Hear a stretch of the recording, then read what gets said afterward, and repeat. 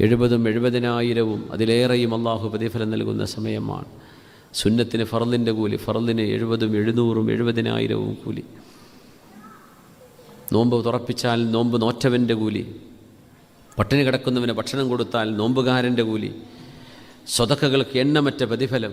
വിശുദ്ധ ഖുർആൻ്റെ ഓരോ ഹർഫിനും 10 ഹസനാത്ത്, റമളാനിൽ ഓരോ ഹർഫിനും 70,000 700,000 70,000 കൂലി. അങ്ങനെയൊക്കെ അള്ളാഹു പ്രതിഫലം നൽകുന്നൊരു മാസം നമ്മുടെ മുമ്പിലേക്ക് വരുമ്പോൾ റഹിമ അംഫു, ചില ആളുകളുടെ മുഖം, അവരുടെ മൂക്ക് മണ്ണിലുരസണം. തങ്ങൾ പറയാ റഹിമ അംഫു, റഹിമ അംഫു 3 പ്രാവശ്യം തങ്ങൾ പറഞ്ഞപ്പോൾ അസ്ഹാബ് ചോദിച്ചു, നബിയെ ആരുടെ മൂക്ക് മണ്ണിലുരസണം?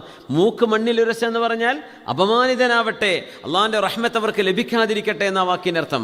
ആര് നബിയെ?